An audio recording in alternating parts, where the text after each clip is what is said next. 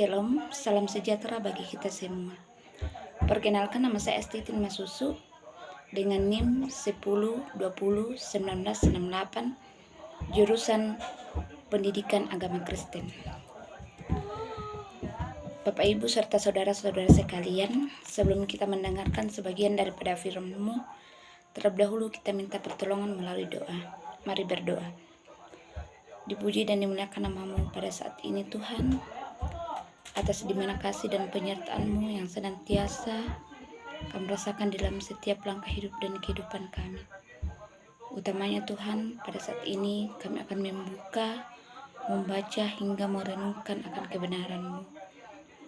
Semoga firman-Mu ini Tuhan benar-benar kami pahami, terlebih dapat kami praktekkan dalam setiap langkah hidup dan kehidupan kami. Bapa dalam kerajaan surga, bagi hamba yang akan memberitakan firman-Mu ini, Engkau urapi dengan kuat kuasa Roh Kudus-Mu, sehingga hamba-Mu ini boleh berkata-kata sesuai dan seturut dengan kehendak Tuhan saja. Bapa dalam kerajaan surga, inilah doa kami Tuhan, yang Kau bawa melalui anak Yesus Kristus, Sang Juru Selamat kami yang hidup. Amin.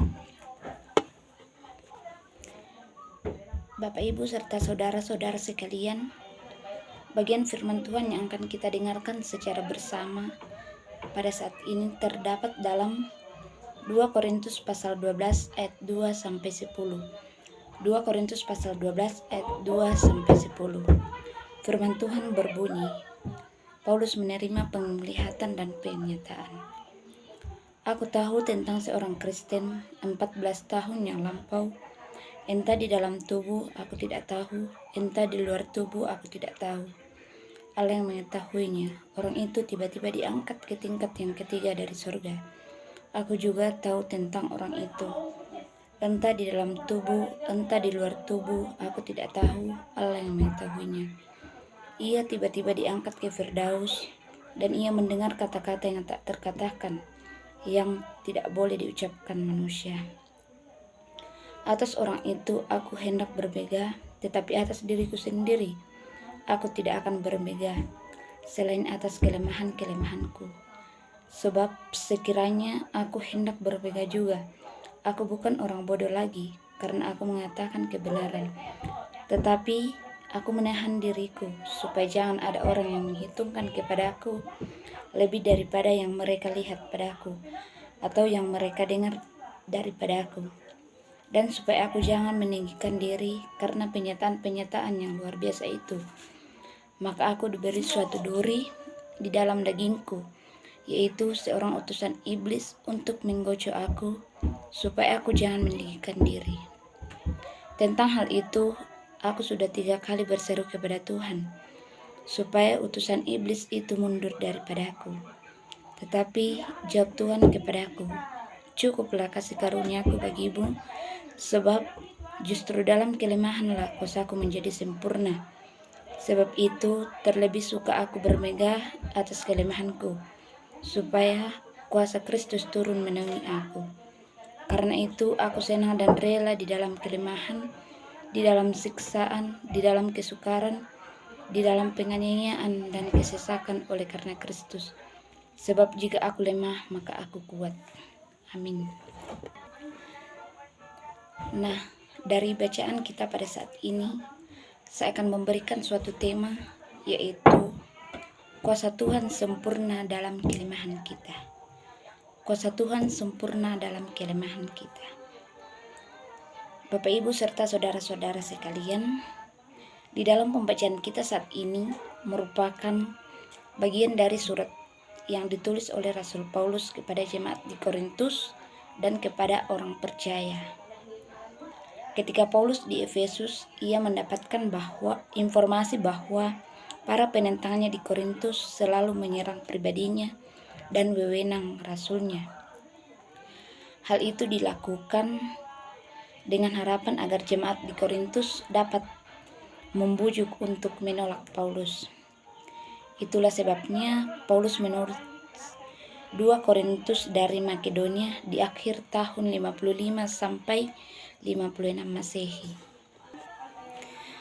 Dalam ayat 7 dikatakan bahwa Paulus menulis aku diberi suatu duri dalam dagingku, yaitu seorang utusan iblis untuk menggocoh aku, supaya jangan aku meninggikan diri.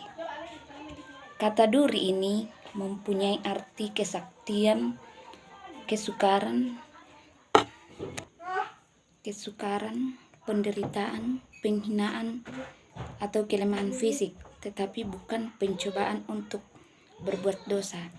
Bandingkan dalam Galatia 4 ayat 13-14. Di sini Paulus diberikan suatu duri untuk mencegah dia menjadi sombong atas penyataan-penyataan yang diterima.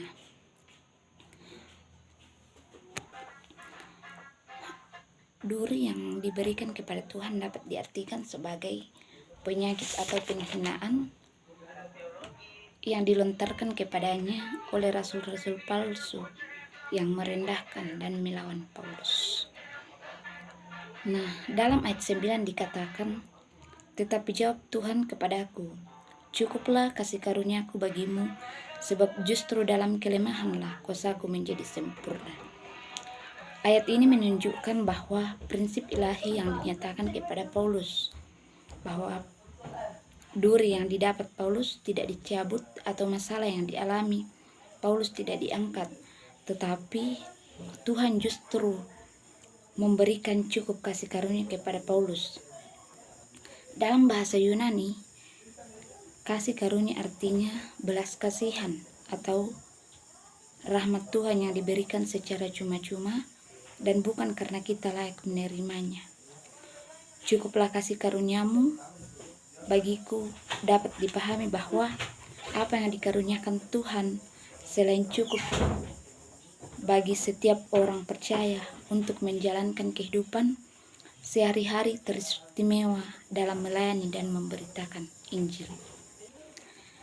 Kita dapat belajar dari Paulus bahwa keberhasilan dan kesuksesan yang kita peroleh jangan pernah membuat kita bangga dan tinggi hati, apalagi merendahkan orang lain.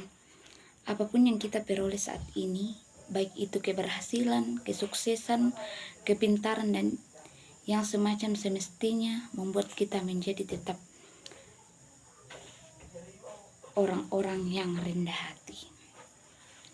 Bapak, Ibu, serta saudara-saudara sekalian, ada 3 kunci di dalam perenungan kita pada saat ini, yaitu duri, penglihatan, dan kasih karunia. Yang pertama, duri. Kita semua pastinya pernah ditusuk oleh duri, dan misalnya kita pergi ke kebun atau ke tempat lain, pasti pernah ditusuk oleh duri, dan pastinya kita sangat merasakan bagaimana sakitnya dan terluka.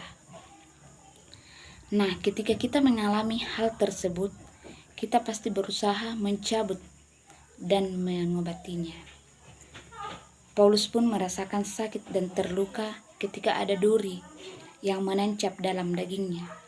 Namun, duri yang dimaksud Paulus merupakan istilah yang menunjuk pada penyakit atau penghinaan dari orang-orang yang selalu merendahkan Paulus, bahkan yang meragukan wibawa rasulnya. Kemudian yang kedua, penglihatan. Di sini Paulus menceritakan pengalaman yang luar biasa di mana diberi penglihatan oleh Tuhan.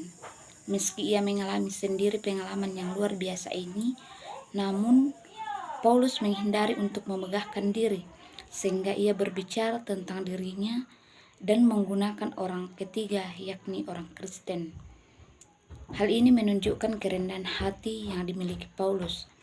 Paulus dilayakkan atau ditinggikan Tuhan sehingga dia diangkat ke tingkat ketiga dari surga atau Firdaus dengan tujuan untuk menguatkan iman Paulus yang menghadapi banyak tantangan dan hambatan. Tuhan berkenan untuk mengutus Paulus sebagai alatnya dalam pemberitaan Injil. Tuhan berdaulat untuk melayakkan atau meninggikan Paulus bukan karena kepintarannya, kecerdasannya, dan kemampuan Paulus, tetapi semata-mata karena kasih karunia Allah. Kemudian yang ketiga itu kasih karunia Allah. Tuhan mencabut duri yang terancap di dalam daging Paulus, tetapi justru ia memberi kasih karunia yang cukup kepada Paulus. Kasih karunia disediakan untuk memenuhi kebutuhan umatnya. Allah dalam kasih karunia-Nya memberikan apa yang tidak layak kita dapatkan. Kasih karunia-Nya cukup untuk menjaga dan memelihara kita, bahkan memampukan Paulus dalam menghadapi penderitaan yang seberat apapun.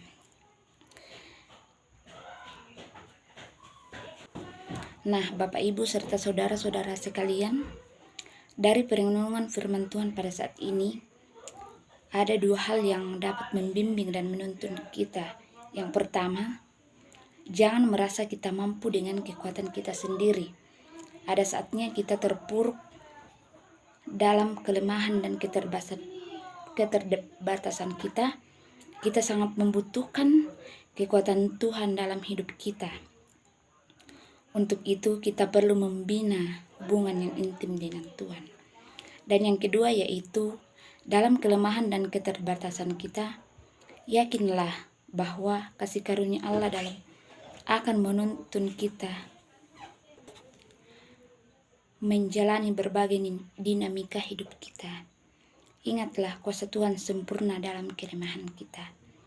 Jika kita menyadari betapa kasih karunia-Nya cukup untuk menjaga dan memelihara kita, bahkan memampukan kita dalam menghadapi kehidupan ini, maka Tuhan pun ingin agar kita jadi pribadi yang selalu rendah hati, sehingga kita dapat mengaminkan firman Tuhan dalam Yohanes 3 ayat 30 yang berbunyi, "Ia harus semakin besar, tetapi aku harus semakin kecil." Amin. Mari berdoa. Kembali lagi kami naikkan syukur kepada hadirat-Mu pada saat ini Tuhan, atas dimana kasih dan penyertaan-Mu yang selalu kami rasakan dalam setiap langkah hidup dan kehidupan kami. Utamanya Tuhan, pada saat ini kami telah diperdengarkan oleh kebenaran firman. Semoga firman yang kami dapatkan pada saat ini tidak berlalu begitu saja, melainkan menjadi bekal di dalam kehidupan kami pribadi lepas pribadi. Bapa di surga, seluruh bentuk kehidupan kami pada saat ini kami tetap serahkan ke dalam tangan pengasihan-Mu. Di dalam nama Tuhan Yesus kami berdoa kepada Bapa di surga. Amin. Terima kasih.